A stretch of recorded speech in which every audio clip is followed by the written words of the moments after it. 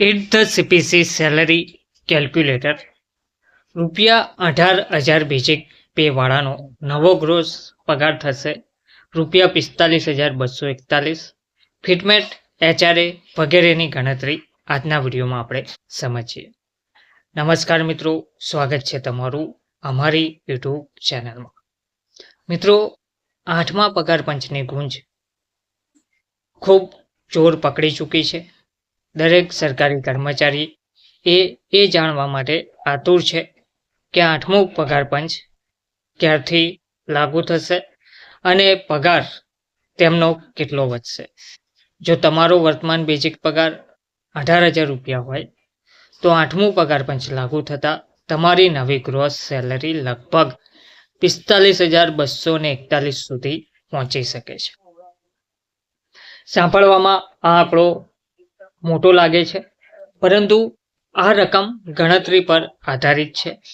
આ રિપોર્ટ તમારા ફિટમેટ ફેક્ટરથી લઈને HRA અને TA સુધી દરેક ઘટકને સમજાવીને જણાવશે કે નવું પે સ્ટ્રક્ચર કેવું હશે અને ₹18,000 પગારવાળાને અસલમાં કેટલો ફાયદો થશે. તો વિડીયોના અંત સુધી બન્યા રહેજો. ફિટમેટ ફેક્ટર શું છે? સૌથી પહેલા આપણે સમજીએ કે ફિટમેટ ફેક્ટર શું હોય છે. તો ફિટમેટ ફેક્ટર શું છે એ જાણવું ખૂબ જ જરૂરી છે. ફિટમેટ ફેક્ટર એક એવી સંખ્યા છે જેનાથી બેઝિક સેલરીને નવા પગાર પંચમાં ગુણવામાં આવે છે. 7મા પગાર પંચમાં આ ફેક્ટર 2.57 હતું. હવે 8મા પગાર પંચ માટે બે થિયરી ચાલે છે. કેટલાક એક્સપર્ટ્સનું એવું માનવું છે કે 2.86 ફિટમેટ ફેક્ટર હવે થઈ શકે છે, જે વધુ વધારો દેખાડે છે, પરંતુ વાસ્તવિક અંદાજો 1.92નો છે, કારણ કે તે સરકારના રાજકોષીય સંતુલન અને મોંઘવારી દર પ્રમાણે વ્યવહારિક છે. એટલે કે 8મા પગાર પંચમાં જે સેલરી સ્ટ્રક્ચર બનશે તે 1.92 ફિટમેટ ફેક્ટર પર આધારિત રહે તેવી સંભાવના હાલમાં વધુ જોવા મળી રહી છે. તો હવે 1.92 ફિટમેટ ફેક્ટર પ્રમાણે તમારો બેઝિક પગાર કેટલો વધે? હવે સૌથી પહેલા તમારી જે નવી અંદાજિત બેઝિક સેલરી છે તે કેટલી થઈ શકે તે આપણે વિગતવાર જોઈએ. તો હવે ટૂંકમાં સમજીએ. નવો બેઝિક પગાર જૂનો બેઝિક પગાર ગુણ્યા ફિટમેટ ફેક્ટર. તો જૂનો બેઝિક પગાર 18,000 ગુણ્યા ફિટમેટ ફેક્ટર 1.92 બરાબર 34,560 જેટલો તમારો નવો પગાર થયો, નવો બેઝિક પગાર થયો. એટલે કે તમારો નવો બેઝિક પગાર ₹34,560 થયો. આ જ રીતે આપણે આગળ જોઈએ. જે લાભ આપવામાં આવે છે તે છે HRA, TA અને DAની ગણતરીનો આધાર હવે બનશે. તો HRA હાઉસ રેન્ટ એલાઉન્સ કેટલું વધશે? તો HRA બેઝિક પેની ટકાવારી પ્રમાણે નક્કી થાય છે. સરકાર 3 કેટેગરીમાં શહેરોને વહેંચે છે. શહેરની જે કેટેગરી HRAની ટકાવારી X city metro 27%, Y city 18% અને Z સિટી 9%. જો તમે X સિટી જેમ કે દિલ્હી, મુંબઈ, ચેન્નઈ, બેંગલુરુ હોવ તો એટ ધ CPC પ્રમાણે તમારો HRA હશે 27% ગુણ્યા 34,560, એટલે કે 9,331 જેટલું થાય. તો હવે આ થઈ HRAની વાત. હવે TA ટ્રાન્સપોર્ટ એલાઉન્સ કેટલું મળશે? તો TA કર્મચારીઓની કેટેગરી અને શહેર પર નિર્ભર કરે છે. હાયર TA સિટીઝ માટે સરેરાશ ₹1,350 જેટલું લઈ શકાય છે. આ એ ભથ્થું છે જે મેટ્રો અને મોટા શહેરોના કર્મચારીઓને મળે છે. બીજું છે DNS એલાઉન્સ 0 કેમ. તો મિત્રો, જ્યારે પણ નવું પગાર પંચ લાગુ થાય છે ત્યારે DA રીસેટ થઈને 0થી શરૂ થાય છે. તેનો અર્થ એ થયો કે પહેલી વખત તમને DA નહીં મળે, બાદમાં દર 6 મહિને CPI મોંઘવારી સૂચકાંકના આધારે તેમાં વધારો થાય છે. આથી 8મા પગાર પંચના લાગુ થતી વખતે DA બરાબર 0% લેવામાં આવતું હોય છે. 8th પે કમિશન પગારની ગણતરી તો ઘટક વર્તમાન 7th CPC 8th CPC 1.92 ફિટમેટ factor, તો તેનું અંતર કેટલું રહેશે?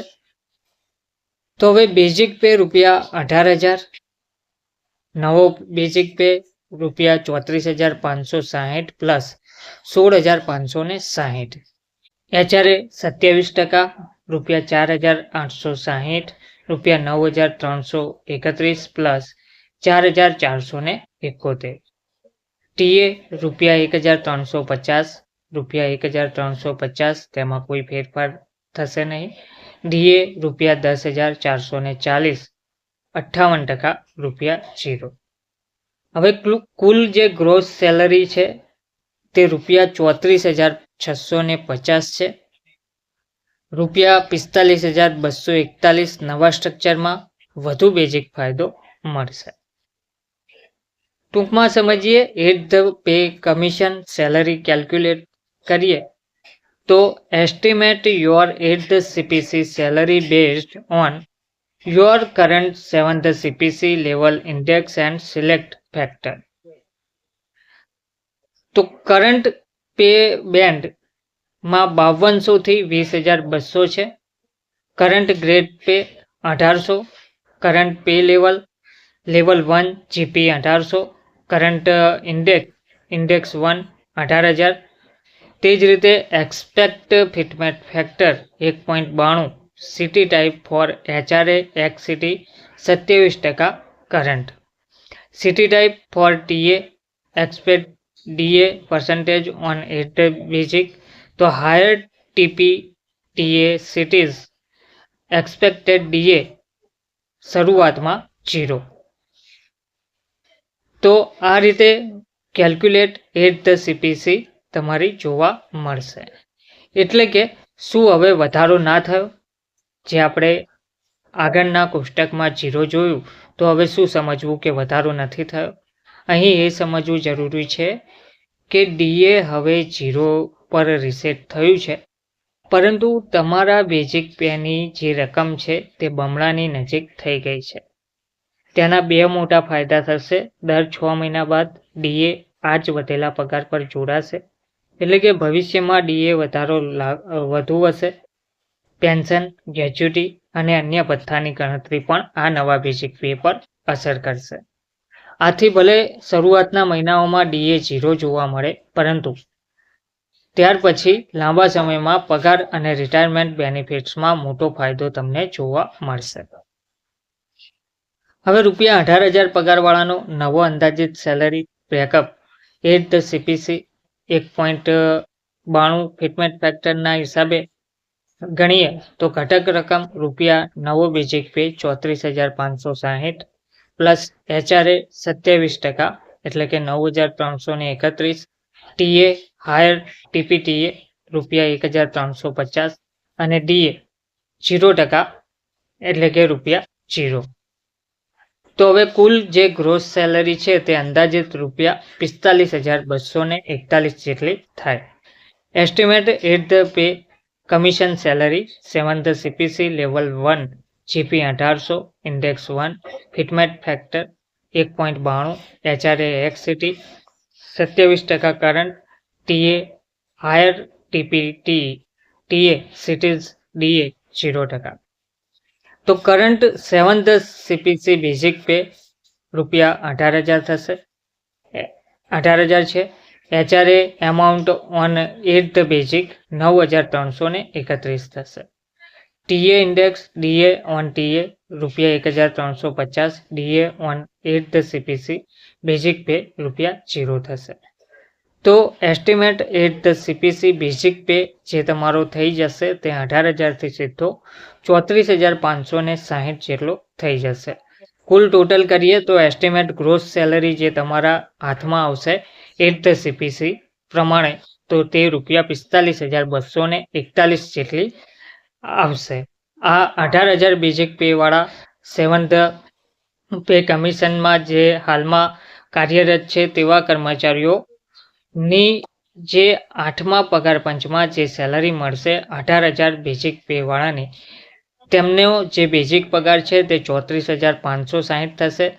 તેમજ ટીએ, એચઆરએ, ડીએ ઉમેરીને 45,241 જેટલી ગ્રોસ સેલરી તેમને મળવાપાત્ર રહેશે. એટલે કે તમારો નવો પગાર હશે 45,241 રૂપિયા, જે વર્તમાન સંરચનાની સરખામણીએ લગભગ રૂપિયા 8,800 થી 9,000 જેટલો વધુ જોવા મળશે. પરંતુ ડીએ 0% શરૂ થશે. વાસ્તવિક ટેક હોમ કેટલાક મહિનાઓ સુધી લગભગ રૂપિયા 45,000ની આસપાસ રહી શકે છે. તો કર્મચારીઓ માટે તેનો અર્થ શું થશે? તો હવે બેઝિકમાં વધુ ગ્રોથ થવાથી ભવિષ્યમાં ડીએ દર 6 મહિનાના રિવિઝનથી ફાયદો થશે. પેન્શન અને અન્ય લાભ જેમ કે પીએફ, એનપીએસ, યોગદાન વધેલા બેઝિક પે પર થશે.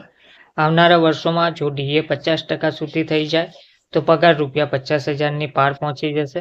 એટલે કે 8મા પગાર પંચના લાગુ થવાથી સરકારી કર્મચારીઓ માટે એક નવા સેલરી યુગની શરૂઆત થશે. હવે બીજો એક પ્રશ્ન છે કે ક્યારે લાગુ થશે 8મો પગાર પંચ?